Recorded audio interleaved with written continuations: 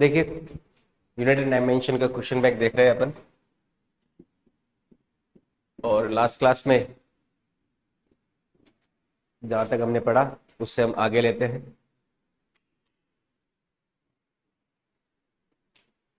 देखो, last class में हमने काफ़ी सारे क्वेश्चन सॉल्व कर लिए थे।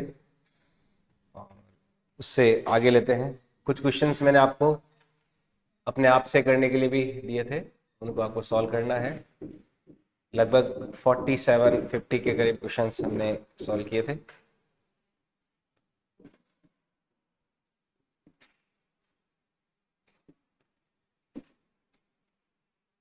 कुछ PYQs वगैरह लेते हैं, जैसे थर्मल कंडक्टिविटी का यूनिट क्या है, ये हमने किया था सवाल। ये प्रीवियस ईयर में पूछे हो गए हैं सवाल। थर्मल कंडक्टिविटी के लिए फॉर्मूला कौन सा काम में लिया गया था? हीट करंट वाला, delta Q upon delta T बराबर क्या आता है? के ए, इस तरह से आता है ना, के A D T delta T upon में लेंथ, ऐसा आता है ना। सॉल्व किया भी था, किया था ना थर्मल कंडक्टिविटी का फॉर्मूले के लिए। तो आप सॉल्व करोगे तो ये आ जाएगा, watt meter inverse kelvin inverse. ठीक है, इसको देखो कर सकते हो, क्योंकि इसका क्या हो जाएगा, वॉट, ये हो जाएगा मीटर और ये केल्विन। तो के की जो डायमेंशन है वो क्या आ जाएगी, वॉट। देखो, जूल पर सेकंड क्या होता है, वॉट होता है। एरिया अपॉन लेंथ क्या रह जाएगा, खाली लेंथ रह जाएगा, तो नीचे लेंथ आ जाएगा, यानी कि मीटर आ जाएगा, और केल्विन भी नीचे आ जाएगा। तो क्या आ जाएगा, watt meter inverse kelvin inverse. ठीक है। Next, the unit of permittivity of free space epsilon not, ये निकाल सकते हैं। निकाला है, क्या होगा परमिटिविटी ऑफ फ्री स्पेस की, बताओ। ये पूछे हुए प्रीवियस ईयर में सवाल। ये सवाल तो 2024 में पूछा गया है। 2024 का पेपर बड़ा आसान था ना, उसमें पूछा गया है। एप्सिलॉन नॉट की क्या यूनिट है, फॉर्मूला क्या है, एफ बराबर 1/4 pi epsilon not Q1 Q2 upon R square. इसका यूज करते हुए बनाना है। हम्म, तो क्या आएगा, कौन सा आंसर है? न्यूटन। देखो, एप्सिलॉन नॉट का निकालना है, तो क्या आ जाएगा, ये तो आ गया कूलॉम का स्क्वायर, कूलॉम। इसका तो आ जाएगा स्क्वायर, नीचे आ जाएगा न्यूटन, और क्या आ जाएगा, मीटर का स्क्वायर। तो कौन सा ऑप्शन आएगा, सी ऑप्शन आ जाएगा ना, सी इज करेक्ट। ठीक है, सी करेक्ट है। और आगे ले, the value of Planck constant in SI unit, तो जूल इंटू सेकेंड होती है। ये देखो PYQ पूछे गए हैं पहले तो।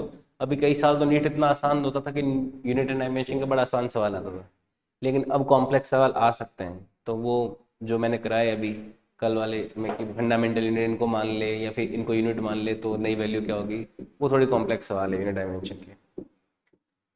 इन a particular system of unit, ये चलो आप सॉल्व कर लीजिए, बताइए क्या आएगा इसका। इसको सॉल्व करिए। हम्म, एक पर्टिकुलर सिस्टम है जिसमें यूनिट्स को हमने क्या लिया, लेंथ मास टाइम। जो लेंथ है उसका यूनिट तो ले लिया 10 सेंटीमीटर, जो मास है उसको ले लिया 10 ग्राम, और टाइम जो है वो क्या ले लिया अपने 0.1 सेकेंड। इनको हमने बेस यूनिट माना है। तो फोर्स का वैल्यू क्या होगा, the unit of force will be in this system, मतलब इस सिस्टम में फोर्स की वैल्यू क्या होगी। जैसे 1 न्यूटन जो होता है, 1 न्यूटन वो किसके बराबर होता है, 1 kg/मीटर/सेकंड स्क्वायर के बराबर होता है ना। तो इस सिस्टम में हम देखते हैं कि 1 न्यूटन इस नए यूनिट सिस्टम में किसके बराबर आने वाला है। 1 kg है, 1 kg को अपन लिख सकते हैं 1000 ग्राम। हाँ, इसको लिख दिया 1000 ग्राम। 1 मीटर है, इसको ले लिया अपन ने 100 सेंटीमीटर, ऐसा हो गया। सेकंड है, उसको एक बार सेकंड ही रहने देते हैं, 1 सेकंड का स्क्वायर, ऐसा हो गया। अब देखो उस नए यूनिट सिस्टम में 10 तो बनाना है ग्राम, तो 10 ग्राम बनाया तो एक्स्ट्रा आ गया ना, ठीक है। और 10 ही लेना है सेंटीमीटर, तो इससे क्या आएगा, 10 एक्स्ट्रा आ जाएगा, ठीक है। अब 0.1 सेकेंड लेना है, तो इस 1 सेकेंड में 10 का डिवाइड और 10 का मल्टीप्लाई करके स्क्वायर करना पड़ेगा ताकि ये 0.1 बन पाए। तो 0.1 सेकेंड का जब स्क्वायर करेंगे तो हमारे पास 10 का स्क्वायर एक और बाहर आएगा, तो क्या जाएगा, 100 आ जाएगा, और क्या रह जाएगा, 0.1 सेकेंड का स्क्वायर रह जाएगा। समझ में आया बात, ठीक है। तो 100 से 100 कैंसिल, तो ये 1 न्यूटन किसके बराबर है, 1 न्यूटन आ रहा है 10 ऑफ ग्राम, 10 ऑफ सेंटीमीटर और 0.1 सेकेंड ऑफ स्क्वायर। ये आया ना, अभी देखो आंसर आया नहीं है। अब आप ये देखिए कि जो नया यूनिट सिस्टम है, उस यूनिट सिस्टम में ये यूनिट किसकी है, उस यूनिट सिस्टम के एक यूनिट फोर्स की है। ये जो वैल्यू है किसकी है, एक यूनिट फोर्स की वैल्यू है उस नए यूनिट सिस्टम में। तो ये हमारा क्या है, 1 यूनिट फोर्स है, तो 1 न्यूटन किसके बराबर हो गया, 10 times of 1 unit force, 1 unit force जो कि नए यूनिट सिस्टम का है। समझ आया? अब बताओ 1 यूनिट फोर्स की वैल्यू कितनी हुई न्यूटन में, 0.1 न्यूटन हुई ना, ये आंसर होएगा। क्या आया, समझ में आया, कॉम्प्लेक्स है ना सवाल, है ना। अब इस नए यूनिट सिस्टम में जो 1 यूनिट फोर्स होगा वो किसके बराबर हो जाएगा, 0.1 न्यूटन के बराबर आ जाएगा। समझ में आया बात, तो क्या आंसर हुआ, ए ऑप्शन इज करेक्ट, ठीक है। क्लियर है ना ये सवाल, ये सवाल अपने आप से दोबारा एक बार करके ट्राई करना, जैसे नीट का लेवल अभी चल रहा है उस हिसाब से इस तरह के सवाल पूछे जा सकते हैं। ठीक है, आगे बढ़े, अच्छा सवाल है। नेक्स्ट देखो, स्क्रू गेज। अच्छा, स्क्रू गेज वाला आ गया, क्या स्क्रू गेज अपन को पढ़ना है। Time interval of given reading, what is the percentage relative error. देखो स्क्रू गेज पढ़ना है, स्क्रू गेज के बाद में अपन ये सॉल्व कर लेंगे। Main scale, circular scale, time interval measured by a clock given, percentage relative error बतानी है हमें। ऐसा सवाल हमने प्रैक्टिस किया है। आपको बहुत सारे अगर डेटा दे रखे हो तो परसेंटेज रिलेटिव एरर कैसे निकालते हैं। एक क्लॉक का टाइम इंटरवल दे रखा है, सबसे पहला काम क्या होता है, स्टेप क्या निकालना है, ट्रू वैल्यू निकालना है। स्टेप 1 में क्या करोगे, ट्रू वैल्यू निकालोगे। कैसे निकालोगे, सबका मीन निकाल के। समझ में आया बात। दूसरे में क्या करोगे, स्टेप 2 में, स्टेप 2 में क्या करोगे, एब्सोल्यूट एरर निकालोगे। सभी की एब्सोल्यूट एरर आ गई। तीसरे में, तीसरे स्टेप में मीन एब्सोल्यूट एरर निकालोगे। चौथे स्टेप में रिलेटिव एरर निकालोगे, और पांचवें स्टेप में परसेंटेज एरर निकालोगे। तो इस तरह से ये 5 स्टेप में परसेंटेज एरर आएगी। समझ में आया बात, ये 5 स्टेप फॉलो करोगे तो आंसर आ जाएगा। कैलकुलेशंस का ध्यान रखना, कैलकुलेशन में मिस्टेक हो सकती है, ठीक है, खुद से ट्राई करना। Answer final. स्क्रू गेज का क्वेश्चन आया है फिर। The pitch of the screw gauge is taking into account significant, what is the value of 9.99। अगर सिग्निफिकेंट फिगर्स को हम अकाउंट में लें तो उस हिसाब से 9.99 मीटर का, 9.99 मीटर जो है उसमें से अगर सब्ट्रैक्ट कर देते हैं 0.0099 मीटर को, तो इसकी वैल्यू क्या आएगी? इसकी वैल्यू क्या आएगी?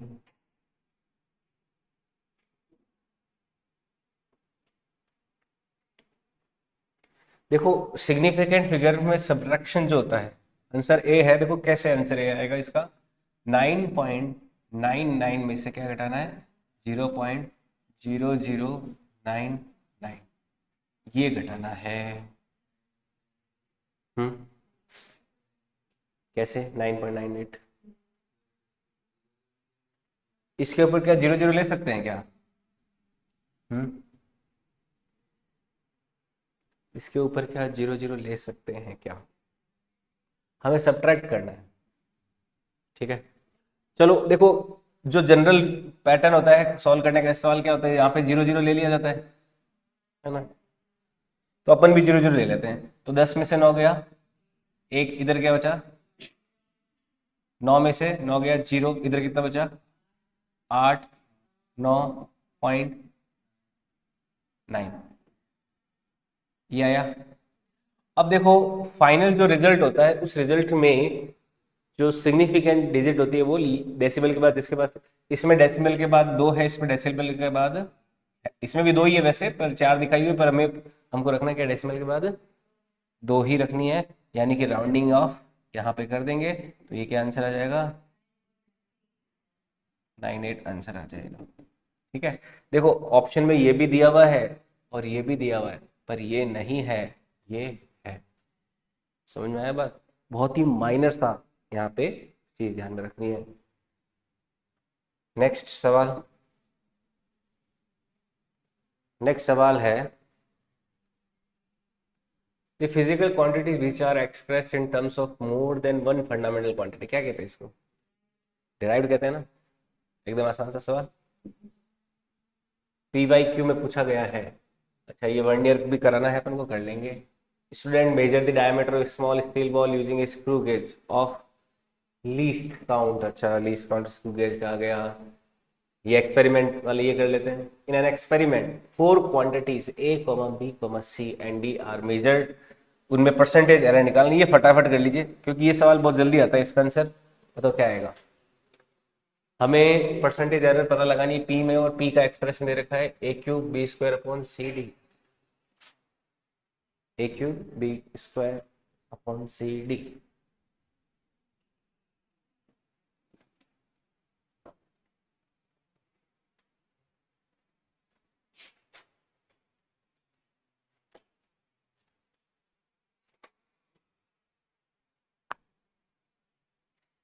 क्या करेंगे परसेंटेज एरर के लिए? एक्सप्रेशन क्या बनेगा? Delta p upon p into 100 बराबर क्या होगा? 3 times delta a upon a into 100 plus 2 time into 100 plus into 100 plus, ये हो जाएगा परसेंटेज एरर के लिए एक्सप्रेशन। तो डेल्टा पी अपॉन पी जो कि परसेंटेज एरर है पी के अंदर, क्या वैल्यू हो जाएगी? 15 आ रही है क्या?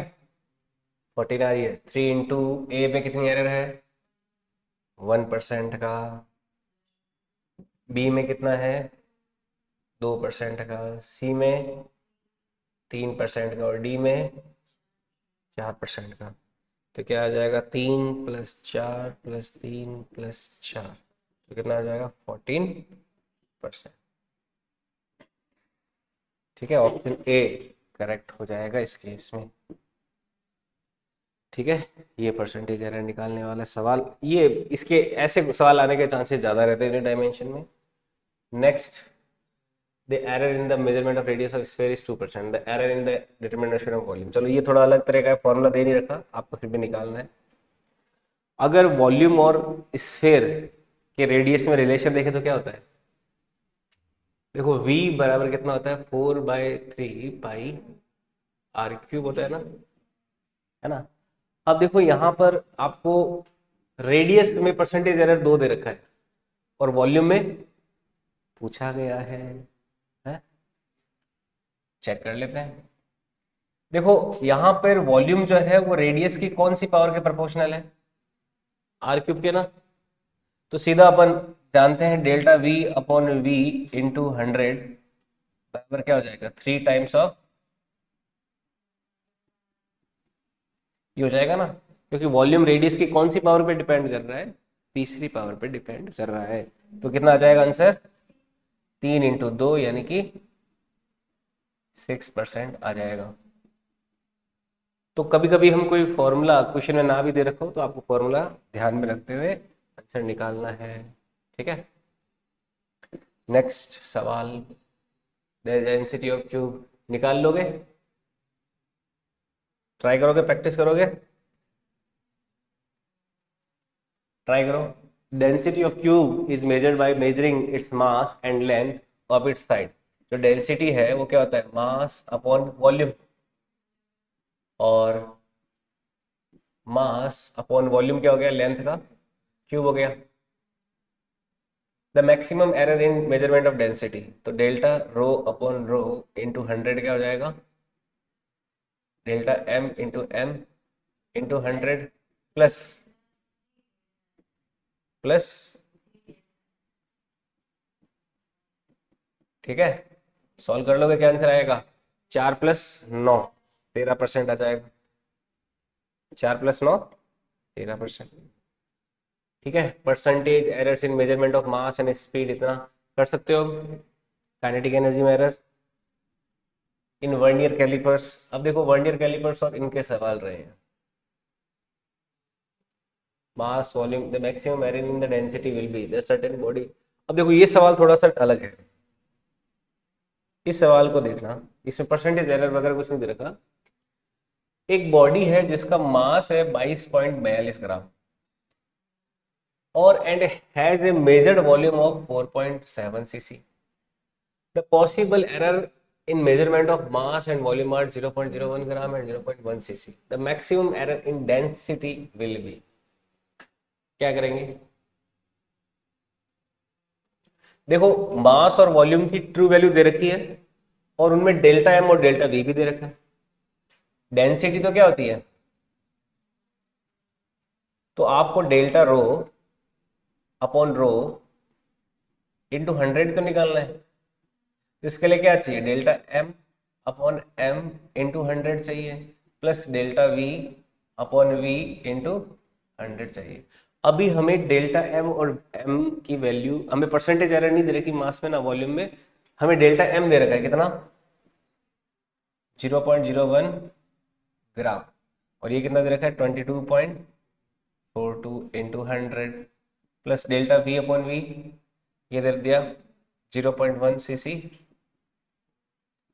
अपॉन में 4.7 सीसी इंटू 100। तो ये एक्सप्रेशन बनेगा, इसको जब सॉल्व करोगे तो हमारा आंसर आ जाएगा। ठीक है, तो ये सिंप्लीफाई करके सॉल्व करने ना, 1% यहाँ से आ जाएगा और 1% यहाँ से कहीं से आ जाएगा, तो 2% के आसपास मुझे लगता है कि एरर आ जानी चाहिए, है ना। देखो अप्रोक्सीमेटली एरर ही निकालनी है। जैसे ये तो क्या होगा? 1/22.42 और ये क्या होगा? 10/4.7। 10 में 4.7 का डिवाइड करोगे, अगर 10 में 5 का डिवाइड करते तो 2 आता, 4.7 का डिवाइड किया तो 1.98 समथिंग आएगा, उसमें कुछ ऐड करोगे तो वो लगभग 2% तक पहुंच जाएगा। तो फटाफट कैलकुलेशन करने का तरीका बताया मैंने रफली, क्योंकि 22 इसका आ नहीं सकता, 0.2 0.02 नहीं आ सकता, तो 2% आ वहां पे। ये कैलकुलेशन करने मत बैठ जाना कि 0.01 में 22.42 का डिवाइड करोगे, क्या हो जाएगा? दिमाग खराब हो जाएगा ना। तो दिमाग खराब करने मत बैठ जाना नीट के एग्जाम में, उसमें क्या करोगे? दिमाग लगाना, है ना। तो कैलकुलेशन सीधा फास्ट हो जाएगा ऑप्शन देखते ही। नेक्स्ट है force time fusion energy fundamental physics body find dimension of energy. कर लोगे? ऐसे सवाल किए अपन ने, तो सेल्फ के लिए बोलते रहो। Next, E and G respectively denotes energy and gravitation constant, then E by G has a dimension. E energy energy upon gravitation constant का निकालना है, सेल्फ में प्रैक्टिस के तौर पे दे रहा हूँ, कर लेना। देयर आर कितनी 7 fundamental quantities. Dimensions of stress, force upon area था, एम एल टी -2 में L2 का डिवाइड किया तो किया जाएगा। Physical quantity the dimension of, ये सवाल किया था ना अपन ने, ये तो किया था। Energy E, velocity V, time T are chosen as a fundamental quantity, formula of surface tension ये भी निकाला था, है ना। डायमेंशंस ये नीटा एक्स ये भी आगे कर लिया था। डायमेंशन ऑफ मास ये भी हो जाएगा। इस तरह के काफी सवाल किए। Dimension of mute not epsilon not की पावर -12, है ना। ये फॉर्मूला आप मैग्नेट वाले पार्ट में जाओगे तो मैग्नेटिक वाले पार्ट में हम म्यू नॉट की डायमेंशन सीखते हैं। म्यू नॉट और एप्सिलॉन नॉट की मैंने उसमें कराया है, जब सारी डायमेंशंस अपन लिख रहे थे तो वहां से देख लेना। Dimensions of half epsilon not E square ये भी कर लेना solve. Dimension of physical quantity given by then physical quantity will be. अब देखो वही है, प्रेशर का आपको पता होना चाहिए, वेलोसिटी एक्सीलरेशन इनका पता होना चाहिए, और चेक कर लो कि उसमें से ABC किसको सेटिस्फाई कर रहे हैं। ठीक है, तो which of the two following physical parameters have the same dimension, किसकी होती है। एनर्जी डेंसिटी, रिफ्रैक्टिव इंडेक्स तो यूनिटलेस होता है, Young modulus, magnetic field, dielectric constant. Check कर लेना सबकी डायमेंशन निकाल के और देख लेना किसकी सेम आ रही है। Dimension of resistance in electric circuit in terms of mass m, length L and time. Resistance के डायमेंशन निकाल लिए अपन ने, चेक कर लेना कौन सा आएगा। Acceleration is a derived physical quantity which depends upon fundamental. Acceleration कितनी फंडामेंटल क्वांटिटीज पे डिपेंड करती है। एक्सेलरेशन कैसे आता है, वेलोसिटी अपॉन टाइम से। अपन को तो देखो ये देखना है एक्सेलरेशन की यूनिट क्या है, मीटर पर, तो कितनी फंडामेंटल क्वांटिटी, लेंथ और टाइम, दो पे डिपेंड करे, मास पे डिपेंड नहीं कर, ये सवाल है। ठीक है, अगर हम अपन फोर्स का देखें तो फोर्स कितने पे डिपेंड करता है, केजी मीटर पर, तो किस पे डिपेंड कर, 3 पे। अगर आपसे पूछे कि रेजिस्टेंस कितने पे डिपेंड करता है, तो 1 2 3 4 पे डिपेंड करेगा। समझ आए बात। Velocity v of a particular time, ऐसे सवाल भी किए हैं, ए और बी की डायमेंशन निकालना है। The ratio of dimension of Planck constant and the moment of inertia, ऐसे भी सवाल किए हैं। Dimension of universal gassing constant, Planck constant has a dimension, pair of physical quantities having same dimension, formula check कर लोगे। Dimension for magnetic flux देख लोगे। Force F and फिर moving with velocity, dimension of नीटा is निकाल सकते हो। Force की डायमेंशन, रेडियस, वेलोसिटी की डायमेंशन का डिवाइड कर दोगे तो नीटा की डायमेंशन आ जाएगी। Which of the following will have dimensions of time? Dimensions of time ये L अपॉन R, इंडक्टेंस और रेजिस्टेंस का रेशियो होता है, आगे 12th में भी पढ़ोगे। बाकी ये टाइम की डायमेंशन होती है। इक्वेशन दे रखा है, ये भी सॉल्व किया था अपन ने। Which of the following dimension constant, dimensionless dimensional constant is it? तो देखो रिफ्रैक्टिव इंडेक्स की कोई डायमेंशन नहीं होती है, पॉइजन रेशियो की डायमेंशन नहीं होती है, रिलेटिव डेंसिटी की डायमेंशन नहीं होती है, ग्रेविटेशन कांस्टेंट की डायमेंशन होती है, इसलिए क्या है, डायमेंशनल कांस्टेंट है। आप ध्यान से पढ़ना, डायमेंशन लेस और डायमेंशनल। डायमेंशनल कांस्टेंट जिसकी डायमेंशन होती है। ठीक है, ये हो गया। फिर चार्ज इज ए कैसी होती है, ये फंडामेंटल है या डिराइव्ड है, डिराइव्ड है। करंट होता है फंडामेंटल।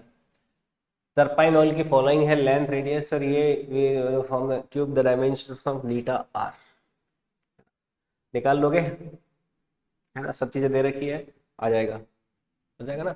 नीटा की डायमेंशन निकालनी है, ये जो रो है ये तो है, ये v तो है वेलोसिटी, ये v, l है लेंथ, ठीक है, r रेडियस, x हो गया कोई डिस्टेंस, और p हो गया pressure.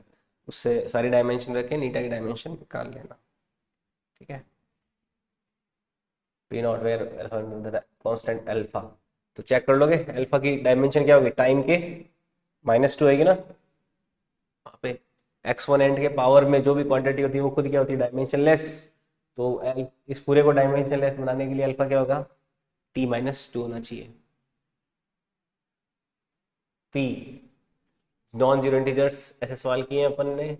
Radiation energy striking on per unit area depending upon P S C, P और एस सी क्या है, पी तो गया pressure, radiation pressure, C represent speed of light, S representation radiation energy striking per unit area per second. चलो ये सवाल कर लो, इसमें कॉम्प्लेक्सिटी आ सकती है। देखो इसमें क्या है कि जो प्रेशर पी है, द नॉन जीरो इंटीजर, हमें करना है कि P की पावर x, S का पावर y और C का पावर z, ये क्या होना चाहिए, डायमेंशनलेस होना चाहिए।